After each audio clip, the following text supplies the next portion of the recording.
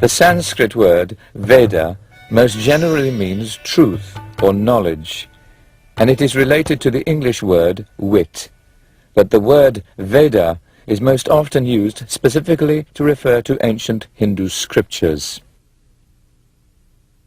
The earliest portions of the Vedic library are organized into 4 separate collections of verse called Samhitas. The Rig Samhita alone contains over 1,000 separate hymns, with more than 10,000 verses divided into 10 books. According to the Hindu belief, inspired sages, known as rishis, heard these verses directly from the gods. Each of these religious poems usually addresses one of the Vedic gods or goddesses or spirits, each of whom represents natural forces such as the sun, the moon, and the wind. The god mentioned most often is Indra, who resembles Zeus of Greek mythology. Many poems in the Rig Samhita honor Indra's majesty and power. I praise the most heroic Indra, whose mighty work separated the earth from the sky. Indra drives the sun like a swift chariot to bring him here to his worshippers. Like a river, he is always active and never rests. He destroys the darkness with light. In ancient Hindu worship and sacrifice, the 1,028 hymns of the Rig Veda were chanted during religious ceremonies. Some of those verses are still recited at weddings, funerals, and initiation rites.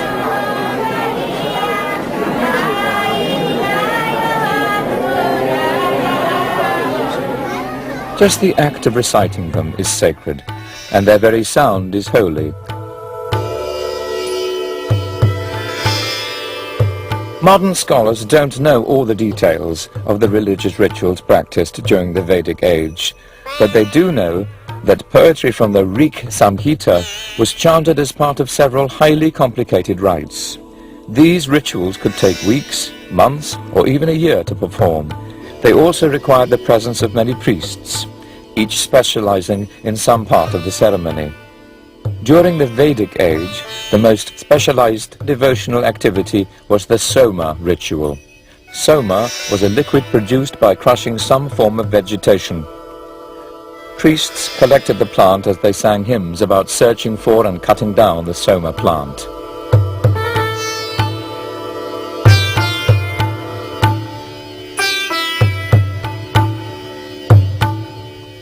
The Brahmanas, which were composed somewhere between the years 1000 and 800 BCE, adopt almost a shrill tone in defending both the importance of rituals and the practice of giving many gifts to the priests who perform them.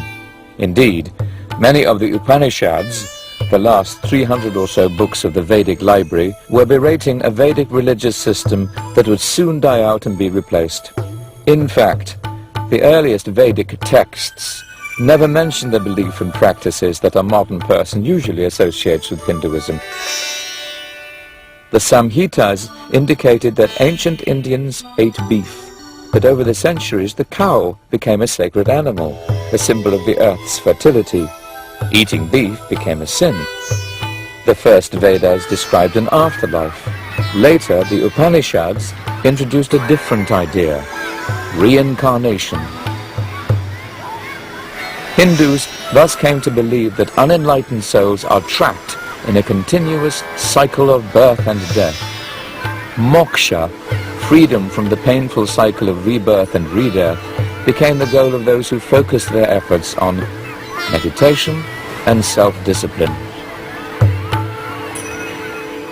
Vedic beliefs and practices probably were eclipsed by religious revolts against the dominance of priests and their elaborate rituals.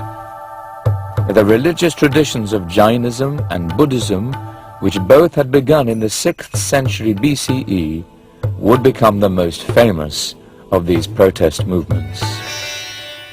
Buddhism and Jainism was in part at this time period a reaction against the caste system.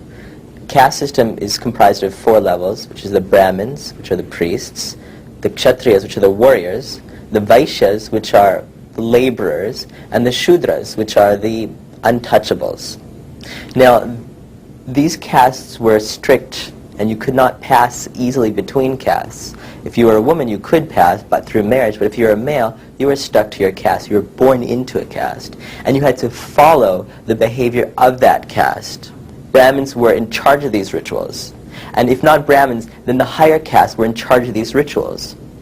So this ritual obsession created large segments of the population that were alienated, totally alienated from any spirituality, religious belief, because they couldn't really partake in these rituals. They might be able to employ a Brahmin to do these rituals, but they really weren't partaking in the rituals themselves. They were alienated from them. So this is one reason why Buddhism and Jainism developed. It was a reaction against this caste and ritual extremism. Philosophical and ethical doctrines of the Jains and Buddhists changed the character of Hinduism. The Vedic rituals gradually faded into the background after the 6th century BCE, and a new era in the development of Hinduism began.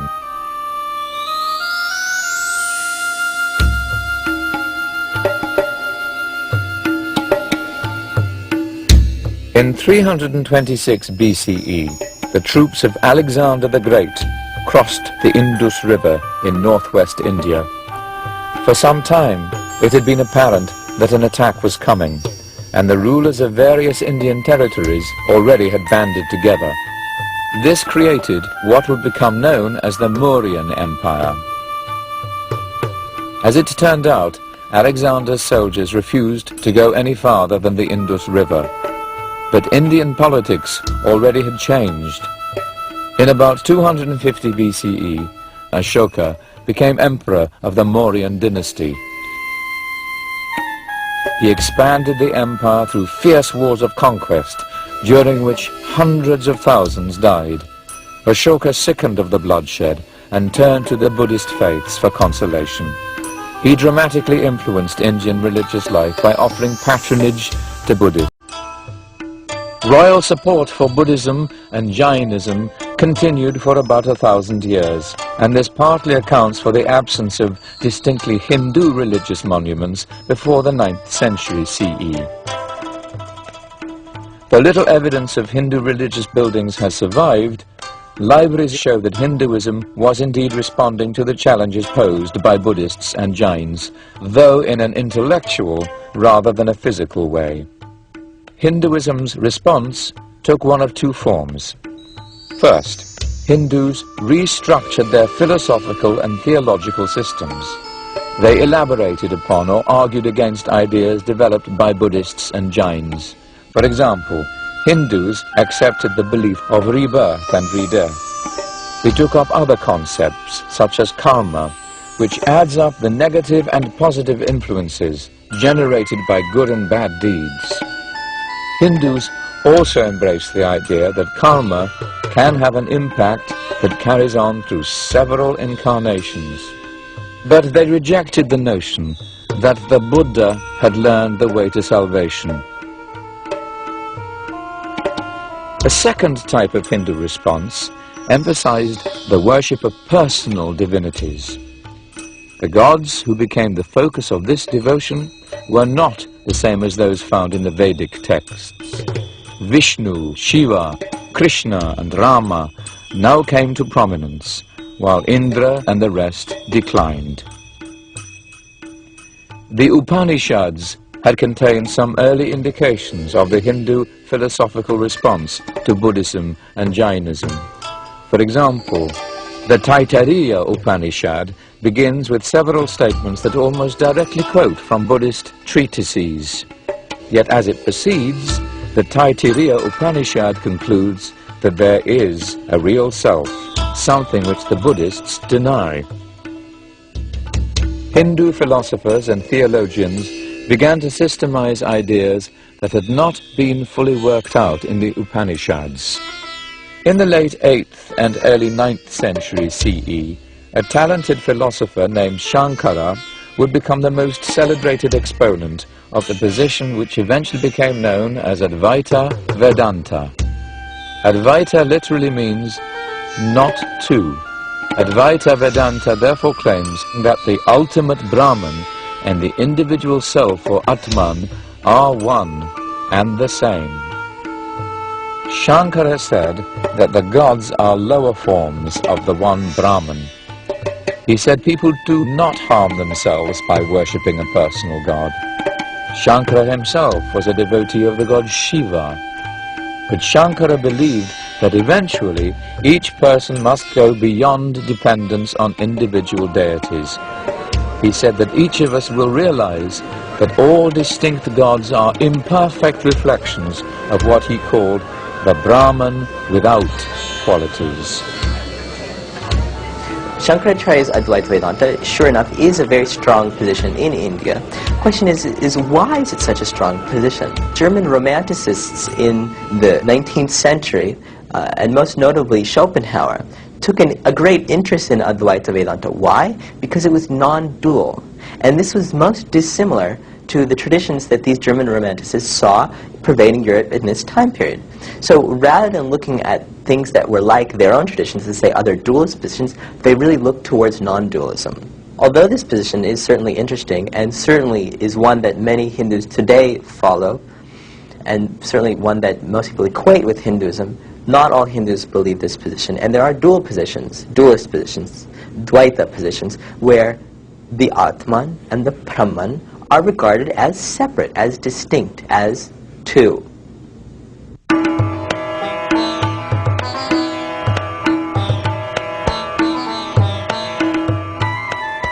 The early centuries of the Common Era saw an enormous burst of creative energy in India. There were plays, poetry, stories, and many other forms of literature that expressed this new creativity within Hindu civilization. Two works came to have both literary and religious significance. One was an epic poem called the Mahabharata. A rough translation of the title Mahabharata might be the great book of the Bharatas. Bharat was the ancestor of two royal families, the Kauravas and the Pandavas. 5 Pandava princes have gambled away their right to rule in a dice game. The Kauravas won the kingdom, which was to be returned to the Pandavas after a span of 13 years. But in the 13th year, the Kauravas did not fulfill their promise. The result was the great Bharata War. Some 18 chapters of the Mahabharata have become sacred scripture in their own right. These 18 chapters are known collectively as the Bhagavad Gita, which means the Song of God. The Gita is a dialogue between a Pandava prince, Arjuna, and his chariot driver, who is the Hindu god Krishna in human form. Krishna instructs Arjuna about the nature of reality. At one point, Arjuna looks across the battlefield towards the Kaurava army. In the opposing ranks, he sees his cousins, an old teacher, and other friends. He's filled with dread and remorse at the thought of having to kill them.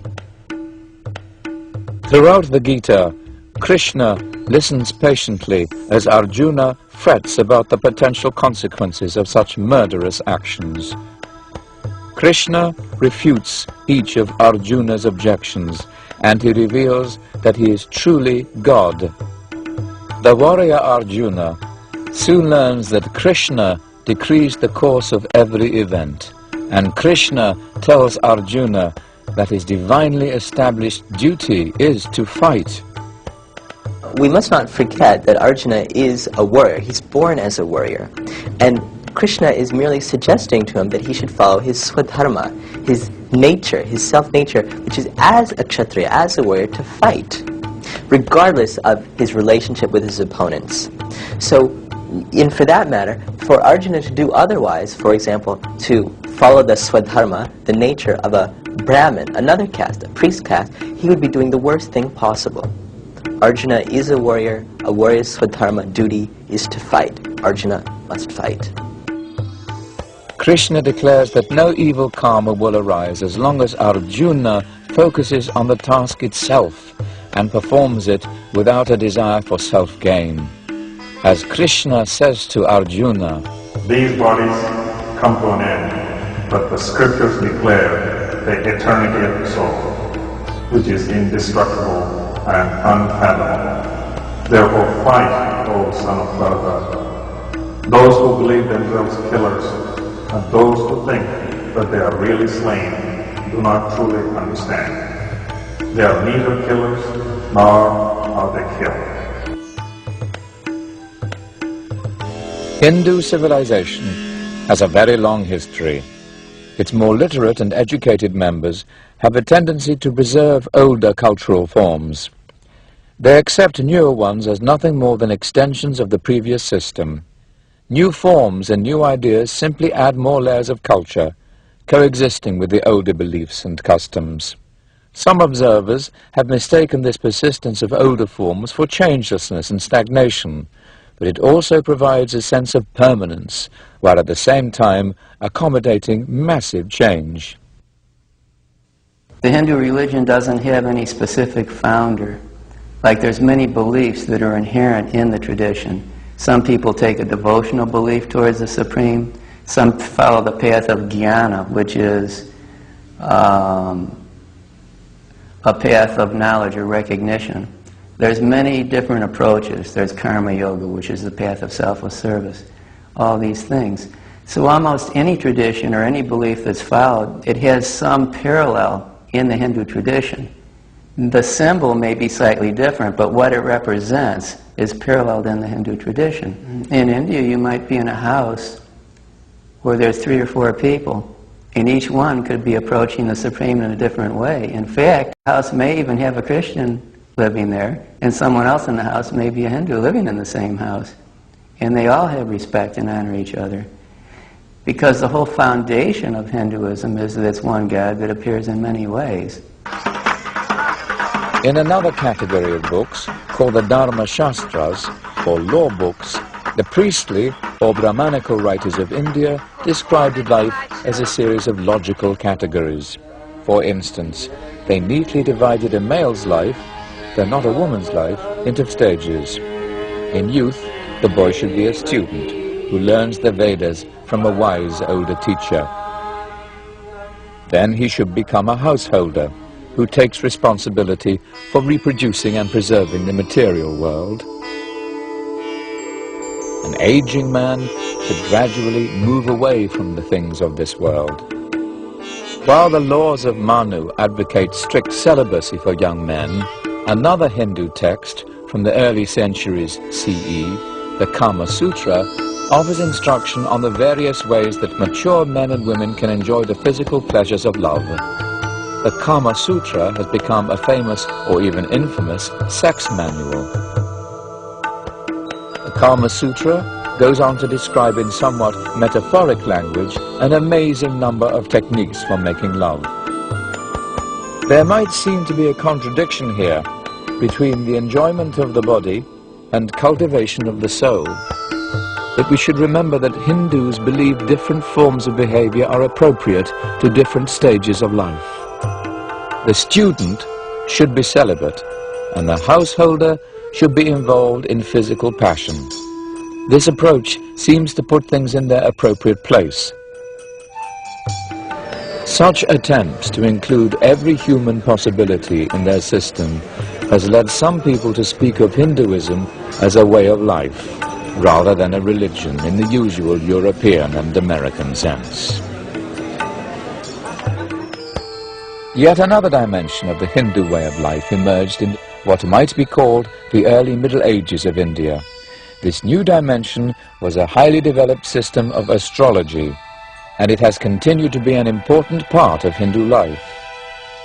Lengthy manuals on the subject became widely available, and the sidewalk astrologer became an important figure in every village and town. For important tasks, such as arranging a marriage, the horoscopes of both bride and groom received careful scrutiny. Horoscopes were also consulted to choose the most auspicious day for the wedding. In this way, the stars, the phases of the moon, the days of the month, and the hours of the day all figure prominently in the lives of ordinary Hindus. Astrology thus joins water as one of the common practical elements of Hinduism. Hindus, Jews, Christians and Muslims all use water, both physically and symbolically, as a purifying substance. Christians experience new life through baptism. Muslims must wash before they pray in order to purify themselves. Likewise, Hindus look upon bathing as an act that removes any form of pollution, and it is one of the reasons that most Hindus bathe every morning. Hindus consider the Ganges River in northern India to be the purest water in the world. Many Hindus believe that bathing in the Ganges River removes all sin. Older people sometimes choose to spend their last days on its banks, especially in one of the holy cities through which the river flows. After they die, they will be cremated and their ashes set afloat on the river.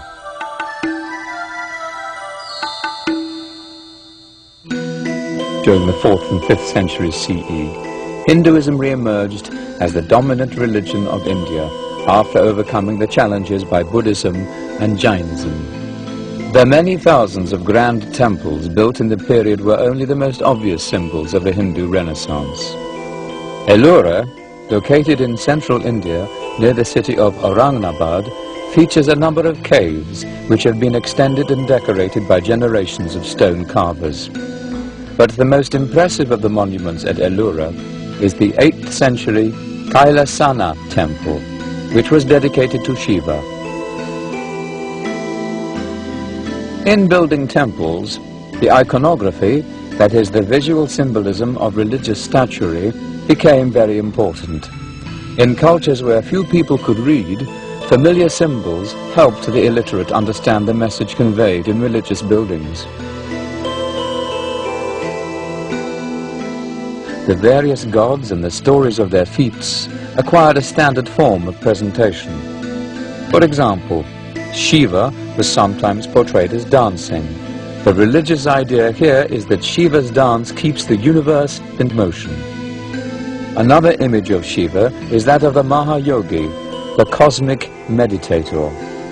These images present Shiva sitting in the lotus position, his eyes nearly shut and focused on the tip of his nose. Like other wandering holy men, Shiva sits on the skin of an animal. His hair is piled high on his head, and from it the sacred Ganges is said to flow. The implication is that Shiva's meditation creates and sustains the universe. Images of the Hindu gods are housed in temples, and they are treated as though they were persons. The images are worshipped through prayers and offerings of food. They are frequently bathed and given fresh clothing. Jews, Christians and Muslims tend to think of worshipping images as idolatry. But Hindus know that God exists in a spiritual way and cannot be limited to a painting or a statue. Though they display great regard for the images themselves, Hindus actually worship what the images represent. You see, in the Hindu way of looking at things, there's one God that appears in many ways. And the deities are crystallizations of these principles. It's the same universal consciousness in each deity, but it's a different nature of God or a different flavor of God that the deity represents. And for instance, the aspect of God that removes all obstacles, that's personified as Ganesh. But underneath is the same omnipotent consciousness. When Hindu devotees go to a particular temple, they perform the rituals of puja, that is, worship involving an offering of food and prayer to the image of the god. The deity is believed to absorb the essence of the food or cloth offered to it. Hindu worshippers gain spiritual merit by making offerings to the god. They also gain a reputation as sacrificers, which enhances their standing in society. Yet puja at a temple is a comparatively rare event in the lives of most ordinary Hindus, who offer a daily puja to a small shrine in their own houses.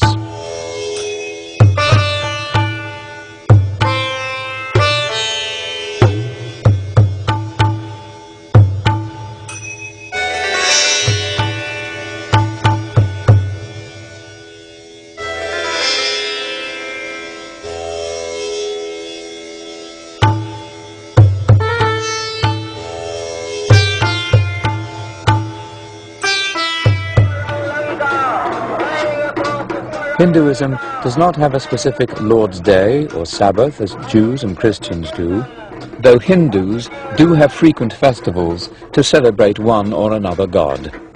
One of the most famous of these festivals is the Ram Lila, or the drama of Ram, which is especially popular in North India. The Ramayana is nearly as popular and influential as the Mahabharata and its sacred chapters, the Bhagavad Gita. In the Ramayana, the god Rama takes on the human form of a prince. The story revolves around the kidnapping of Rama's wife, Sita, by a demon named Ravana. Rama and his brother Lakshmana search for Sita and her captor, and this leads to many adventures. Rama forms an alliance with Hanuman, and finally he and Lakshmana confront the demon on the island of Sri Lanka.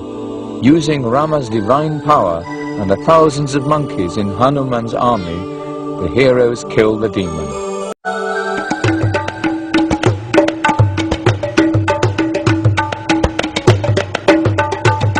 During Ram Lila, neighborhood associations sponsor a series of activities stretching over a week.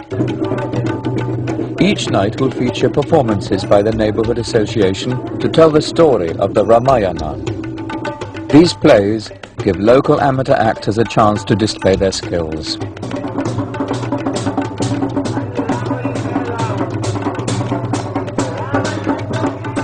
The neighborhood association will also build a huge papier-mâché image of the demon Ravana.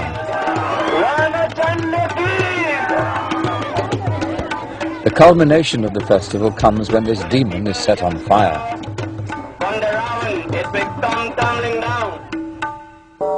In the 11th century of the Common Era, a number of external and internal forces in India worked to shape Hinduism into its modern form.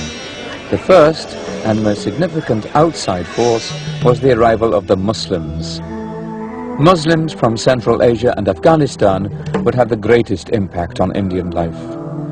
The Sultan Mahmud, the 10th and 11th century ruler of Ghazna in what is now called Afghanistan, ordered the first major Muslim invasions through the Khyber Pass.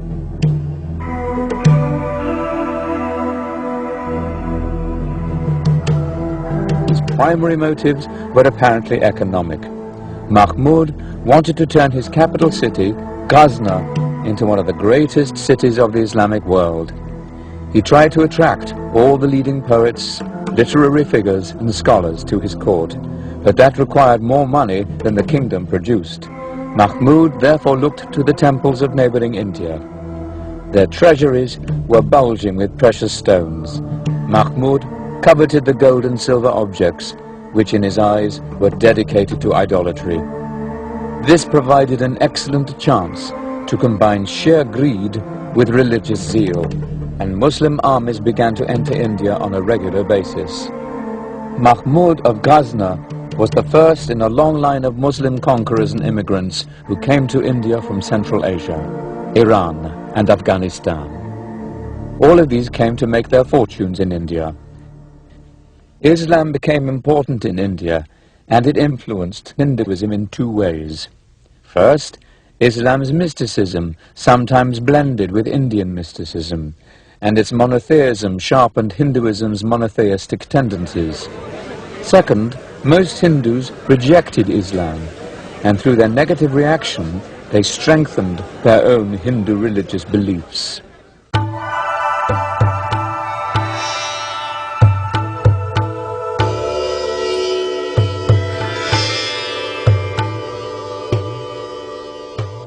Bhakti movements renewed Hinduism between the 9th and 18th centuries of the Common Era.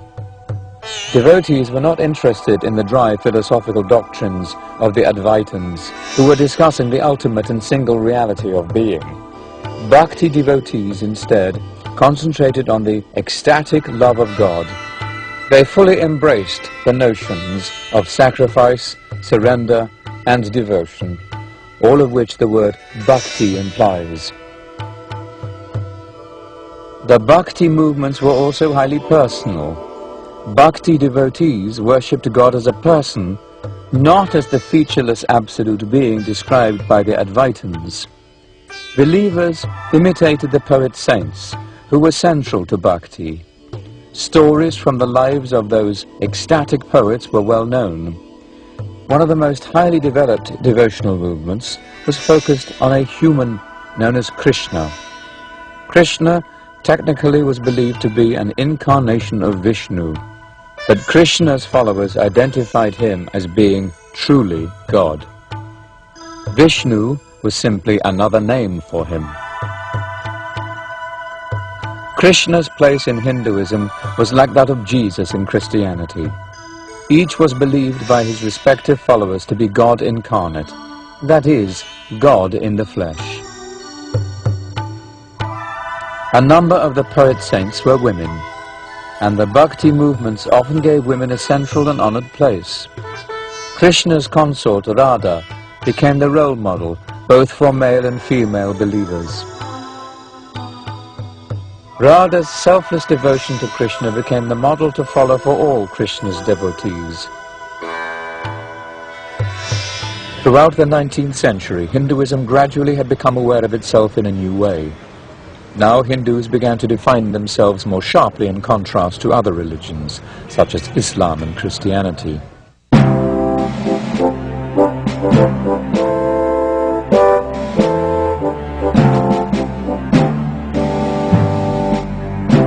When they arrived in India during the early 17th century, British merchants sought trade concessions from the Mughal emperors who were Muslims.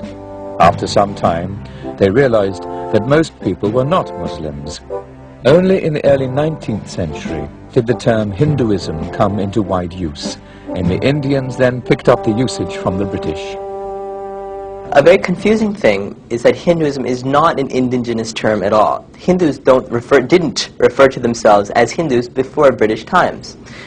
British used the term in part as a way of distinguishing between Hindus and Muslims. It also became a matter of census and voting, which is that if you called yourself a Hindu, then you gave yourself more power, since there was more people who called themselves Hindu, against Muslims. So the term is not indigenous at all. Now, of course, it's taken a life of its own, and it is used by people in India to describe these religions in South Asia. Religions excluding Islam, Christianity, Buddhism, and Jainism are all called Hinduism. It's an umbrella term. Ram Mohan Roy was one of the major figures involved in the modern development of Hinduism. Roy said the decline in Hindu beliefs and social customs was caused by centuries of Muslim rule. In his mid-20s, Roy began to acquire land. He moved to Calcutta, the capital of British India. There he began lending money to the young Englishmen who worked there for the East India Company. Eventually, Roy received a job in the East India Company's revenue administration, and this gave him even greater access to the British. Ram Mohan Roy celebrated British rule, which brought, in his words, the cheering influence of equitable and indulgent treatment. Roy believed British rule would enable Hindus to return to the pure teachings of the ancient past. Another trend that began in the 19th century was the tie between Hinduism and Indian politics. Bal Gangadhar Tilak was a leader who quickly realized that appeals to religion could mobilize the Indian masses. Tilak was an implacable opponent of British rule. Though trained in the law, he refused to have anything to do with a career in the British-run courts. Instead, he became the editor of a newspaper called Kesari, which was published in the Marathi language of Tilak's home area. Tilak's views led to several arrests for inciting anti-British feeling and communal discord. The British imposed strict censorship on political speech in India. When Tilak died in 1920, he probably was the most popular leader of the Indian National Congress Party. Nevertheless, his anti-British rhetoric had long-lasting consequences. Mohandas K. Gandhi was born in the tiny native state of Porbandar in Gujarat, on India's west coast. His father was Prime Minister to the area's ruler. Gandhi's kin group, the Bedi Banyas, were Hindu merchants. Over the centuries, they had deeply imbibed the ethical principles of Jainism, particularly the teachings of ahimsa, or complete non-violence. Ahimsa really means total non-violence, that is non-violence in thought, word and deed. And so this philosophy of ahimsa is not really attainable by an individual, by any common person.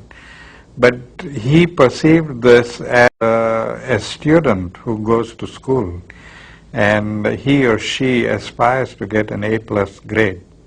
But not all students who go to school can get an A+ grade, but every one of them aspires to get it.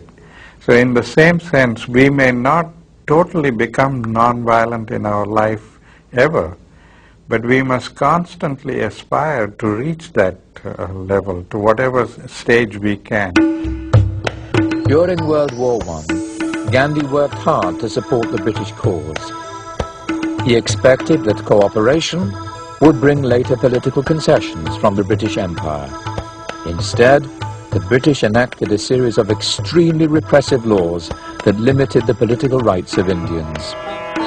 Gandhi now became a strong opponent of British rule. Where once he had worn fashionable London-made suits and bowler hats, he began wearing the white loincloth and simple shirt of a wandering holy man. Gandhi began addressing the Indian masses in the language of religion. He described his tactics as satyagraha, a high-flown Sanskrit term meaning holding to the truth. Truth meant considerably. It was of tremendous importance to grandfather in all his life. At one stage he used to say, God is truth. And then later in his life he realized that truth is God.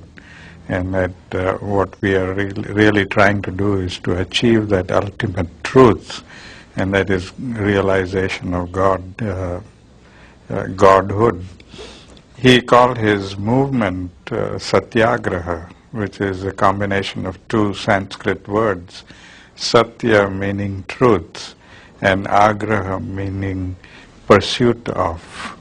And so he felt that all of us individuals are constantly pursuing truth, that we have to honestly pursue truth if we seek salvation.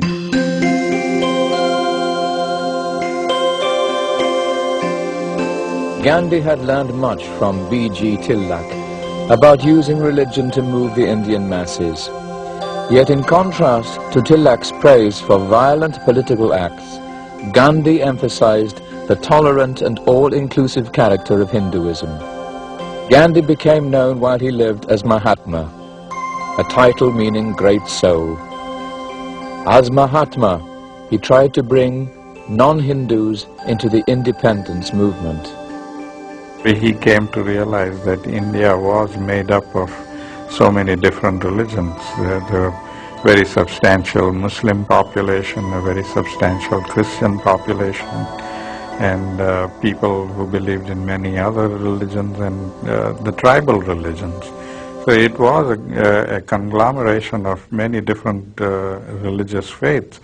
And we couldn't wish them away. We couldn't declare India to be a Hindu country and forget the rest of the people there. It had to survive as a secular country which would give equal opportunities and equal rights to all the different religions and people who believed in those different religions. So when he realized all of these things were there, I think he saw the wisdom in changing the beliefs of the people. Between 1919 and 1924, he forged an alliance between the National Congress and a group of younger Muslim leaders. The alliance was always fragile. Gandhi kept employing Hindu symbols for political purposes. For example, he continually demanded that the Muslims' ritual cow slaughter be abolished.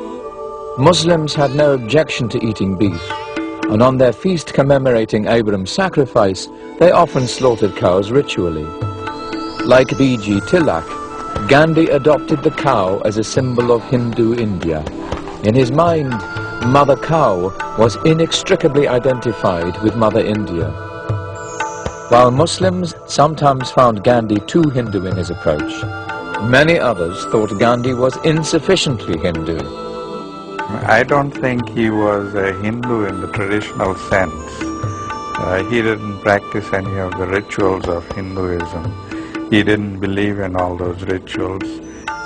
He also believed in respect for all religions of the world. And so he studied, in fact, one of his famous sayings is that a friendly study of all the scriptures is the sacred duty of every individual. And he made that friendly study.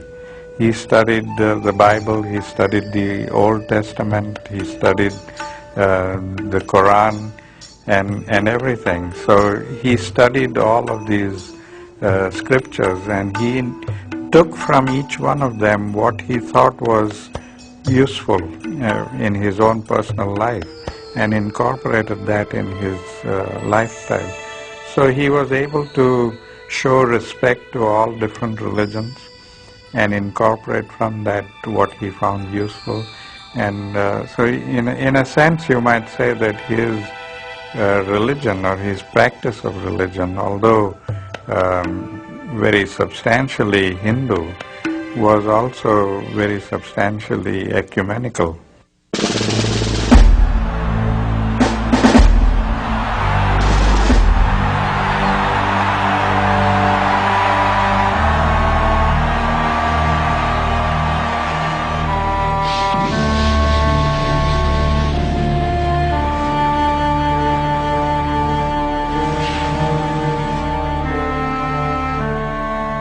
After World War II, British India was divided. A new country named Pakistan was primarily Muslim, and India had a majority of Hindus. Many millions of Muslims remained in India, and Gandhi tried hard to heal the breach between Muslims and Hindus. People began to mock the Mahatma, calling him Muhammad Gandhi. In 1948, N.V. Godse approached Gandhi as he walked to a prayer meeting and shot him to death. As we can see, a debate continues within Hinduism itself over the character of the religion. Hinduism is not simply a living faith. It is also a lively faith, and a wide variety of beliefs and practices coexist within it. After almost 40 centuries, Hinduism is still in the making. No single version of it has completely dictated Hindu doctrines and values. Perhaps most remarkable of all is that a continuous religious tradition has survived and adapted over this long period. It is one of the oldest religions in the world. Despite the stresses and strains that it has endured, nearly 1 billion individuals in one way or another identify themselves as Hindus.